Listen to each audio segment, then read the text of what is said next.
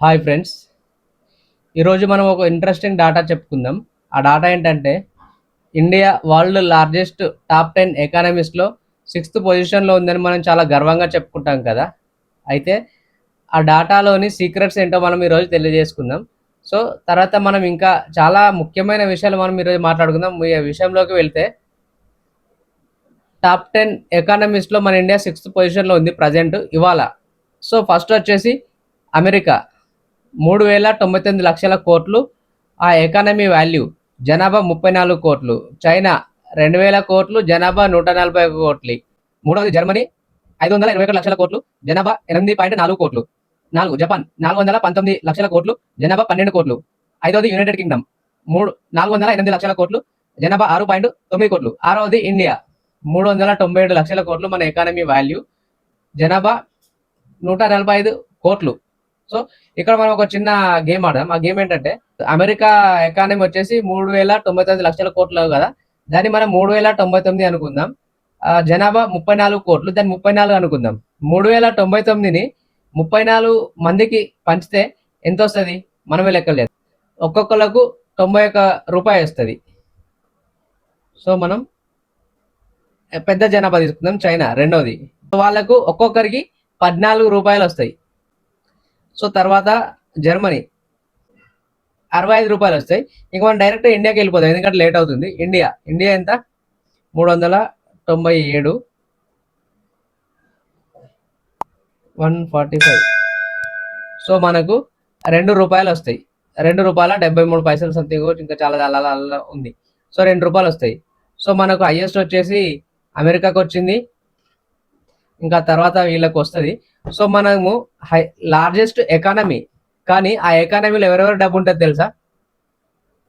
అంబానీది ఉంటుంది, అదానిది ఉంటుంది, ఇంకా దేశంలో ఉన్న రిచెస్ట్ పర్సన్స్ అందరి ఉంటాయి, పేదవాళ్ళ డబ్బు కూడా ఉంటుంది. మనకు తెలుసు మన దేశంలో 40% మందిని తీసుకుంటే ఒక 2% మందిని, 2% మందిని ఇక్కడ పెడితే కొంతమంది రిచెస్ట్ పర్సన్స్ వాళ్ళిద్దరి ఎకానమీ సేమ్.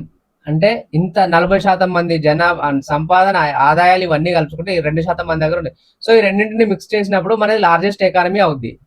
సో నిజంగా మన ఎకానమీ పరంగా చూసుకుంటే, పర్ క్యాపిటల్ పరంగా చూసుకుంటే మన ర్యాంకింగ్ ఎంతో తెలుసా? ఇప్పుడు అది తెలుసుకుందాం. జీడిపి పర్ క్యాపిటల్ లాగా తీసుకుంటే మనది 125 నుండి 130 మధ్యలో ఉంటాయని అంటున్నారు. జీడిపి పర్ క్యాపిటల్ నామినల్ తీసుకుంటే 150 ర్యాంక్ ఉంది. సో ఈ డాటా ఇంత ఘోరంగా ఎందుకుంటాయంటే ప్రభుత్వాలు మనకు చెప్పే ఒకటి టాప్ 6, కానీ టాప్ 6లో ఇంకా పేదవాళ్ళు అలాగే ఉన్నారు, అన్ఎంప్లాయ్మెంట్ అలాగే ఉంది, చదువుకున్న వాళ్ళకి వాళ్ళ డిగ్రీస్కి వాల్యూ లేదు. సో ఇప్పుడు మనము ఇంకా విషయంలోకి వెళ్దాం. భారత్ ఇప్పుడు ప్రపంచంలోనే లార్జెస్ట్ ఎకానమీస్తో పోటీ పడుతుంది పెరగడంలో, కానీ పర్ క్యాపిటల్ పరంగా లేదు. కానీ ఆ పర్ క్యాపిటల్ పరంగా కూడా పెరగాలంటే ఏం చేయాలంటే ఉద్యోగాలు అనేవి అందరికీ కల్పించాలి, ఆదాయాలు అనేవి అందరికీ ఈక్వల్గా ఉండాలి. కానీ మన దేశంలో ఏమవుతుందంటే సర్వీసెస్ సెక్టర్ చాలా పెద్దగా మారిపోతుంది. అంటే సర్వీసెస్ సెక్టర్ వచ్చేసి ప్రజెంట్ మనకు ఇప్పుడు ఈ లెక్కలు చూసుకుందాం. మన ఇండియాలో ఎవరు ఎంత దేశానికి ఇస్తున్నారు సపోర్టు చూసుకుంటే మనకు ఇది 2018-19 సంవత్సరానికి వ్యవసాయం 18 లక్షల కోట్లు ఇచ్చింది మన దేశానికి ఆదాయం. 18 లక్షల కోట్ల ఆదాయం వ్యవసాయం నుండి వస్తే 2024-25లో అది 24 లక్షల కోట్లకు పెరిగింది. పరిశ్రమలు చూసుకుందాం. పరిశ్రమలు ఎన్ని ఉన్నాయంటే, ఎన్ని లక్షల కోట్లు అంటే 29.50 లక్షల కోట్ల అమౌంట్ని మనకు మన కంట్రీకి ఇచ్చింది ఆదాయాన్ని. మన 2024లో ఎట్లుందంటే అది 36 లక్షల కోట్లు ఇచ్చింది. అదే సేవలు చూసుకుంటే 2019లో 79 లక్షల కోట్లు ఉంది, 2024-25 సంవత్సరంలో కోట్లకు చేరుకుంది. అంటే మన దేశంలో స్థిరమైన ఉద్యోగాలు అనేవి తక్కువ అవుతున్నాయి, సేవల రంగంలో ఉద్యోగాలు చాలా పెరిగిపోతున్నాయి. కానీ భవిష్యత్తులో ఆ సేవలు వాళ్ళకు అవసరం ఉండొచ్చు, లేకుండొచ్చు, ఆ జాబ్స్ ఎప్పుడైనా పోవచ్చు. కానీ ఉత్పత్తి అనేది అదొక స్థిరమైన ఉద్యోగ కల్పన అనేది ఇస్తుంది. సో ఎగ్జాంపుల్ తీసుకుందాం. ఇప్పుడు మనకు చైనా తీసుకుంటే చైనాలో ఉత్పత్తి రంగం అనేది అది గ్లోబల్ మ్యానుఫ్యాక్చరింగ్ యూనిట్ అంటారు. కానీ మన ఇండియా కూడా గత 4-5 సంవత్సరాల నుండి చూసుకుంటే లెక్కలు మనం సుమారు 40 లక్షల కోట్ల విలువైన ప్రొడక్ట్స్ మనం ఇండియాకు తెప్పించుకొని ఆ డబ్బు మనం చైనాకు ఇచ్చాం. ఎంత? 40 లక్షల కోట్లు. అవే గనుక మన ఇండియాలోనే తయారు చేసి ఉంటే 40 లక్షల కోట్ల వర్త్ ఉన్న ప్రొడక్ట్స్ ఇండియాలో తయారు చేస్తే ఎంతమందికి ఉద్యోగాలు వస్తాయి? గ్రామాల్లో పట్టణాలకు కొంచెం దూరంలో విలేజెస్‌లోకి వెళ్లి ఫ్యాక్టరీలు పెట్టుకుంటే వాటిని ఎంకరేజ్ చేస్తే ఎంతమందికి ఉద్యోగాలు కల్పించాల్సి వస్తది. సో, ఇప్పుడు చైనా ఏంటంటే అది పెద్ద లార్జ్ అంటే పెద్ద దాంట్లో ప్రొడక్షన్ చేస్తది అని చెప్తారు. కానీ అది కూడా ఒక దగ్గర నుండి స్టార్ట్ చేసిందే కదా! సో, అందులో వాళ్ళు చాలా లార్జ్‌లో తక్కువేశారు. అందుకని తక్కువకొస్తాయి అనడంలో లాజిక్ లేదు. అయితే ఇక్కడ ఉత్పత్తి అయితే ఎప్పుడు పెరుగుతుంది. ఇప్పుడు ఒక ఫ్యాక్టరీ తయారు చేస్తే, ఒక ఫ్యాక్టరీ పెడితే ఆ ఫ్యాక్టరీలో రెగ్యులర్ ఎంప్లాయీస్ అనేది ఉంటారు. సో, మనం అది మార్కెటింగ్ చేసుకోవడం ద్వారా మన ప్రొడక్ట్స్ మనం దే వివిధ దేశాలకు అమ్ముకోవచ్చు. అయితే దీనివల్ల ఏమైందంటే మనం ప్రొడక్షన్ ఎప్పుడైతే చేస్తామో ప్రొడక్షన్ దగ్గర ఒక ఉద్యోగం ఉంటది. దాని ట్రాన్స్‌పోర్టేషన్ బతుకుతాడు. ఆ! మళ్ళీ దాని నుండి సేల్స్ వాళ్ళు, దాని నుండి ఇంకా మార్కెటింగ్, దాని నుండి ఇలా ప్రొడక్షన్ ఎప్పుడైతే చేస్తారో ఉత్పత్తి వల్ల ఒక చైన్ సిస్టమ్ మొదలవుతుంది. సో, ఆ చైన్‌లో చాలా మంది జాయిన్ అవుతారు. కానీ ఇది అంత ఈజీగా కట్ కాదు. ఇప్పుడు ఒక పెద్ద ఫ్యాక్టరీ మన ఇండియాలో పెట్టుకొని మనం ఏదో ఒక ప్రొడక్షన్ తయారు చేస్తున్నామంటే దానికోసం మనం ఎంతైనా కష్టపడదాం. ఎందుకంటే అంత పెద్ద ఫ్యాక్టరీ పెట్టడానికి మనకు చాలా డబ్బు ఖర్చవుతది. అంత ఈజీగా దాన్ని మూయాలనుకోం.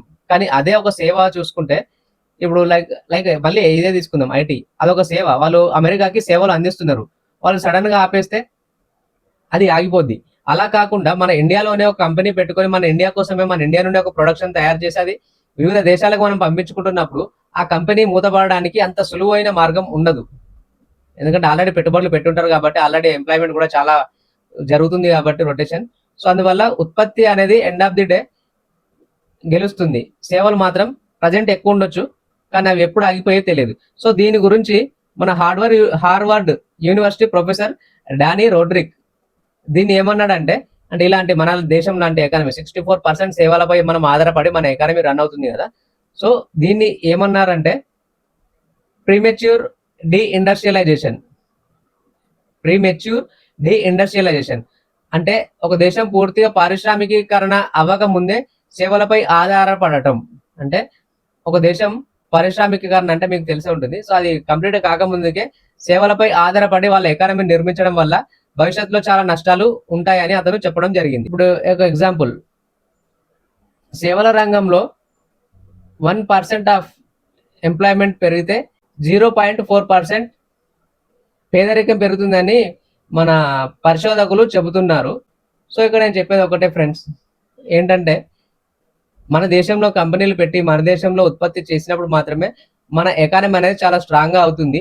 లేదంటే ఏదో ఒక భూమొచ్చి మనం వేరే దేశాలపై ఆధారపడి మన దేశంలో సేవలు ఇస్తున్నంత కాలం సేఫ్‌గానే ఉంటాం. కానీ వాళ్ళు ఎప్పుడైతే ఆపేస్తారో మన ఎకానమీ చాలా ప్రెషర్ పడుతుంది. చాలా డౌన్ అయిపోతుంది. సో, ఇప్పుడు మనకు 2008, 9లో మన్మోహన్ సింగ్ కాలంలో మన ఉత్పత్తి ఎంత పెరిగిందంటే పీక్ చేరుకుంది. అదేంటంటే 31%. సో, 31% ఆఫ్ పీక్‌కు చేరుకొని మళ్ళీ డౌన్ అవుతూ వస్తూ చివరికి ఇప్పుడు ప్రెజెంట్ చూసుకుంటే ఇప్పుడున్న 2026లో అది 24%గా ఉన్నది. So, end of the day ఏంటంటే ఉత్పత్తి మాత్రమే గెలుస్తుంది. సర్వీసెస్ అనేవి అవి ఎప్పుడు ఉంటాయో, ఎప్పుడు ఆపుకుంటారో తెలియదు. అందుకని ఉద్యోగాలు రావాలంటే ఉత్పత్తి పెరగాల్సిందే.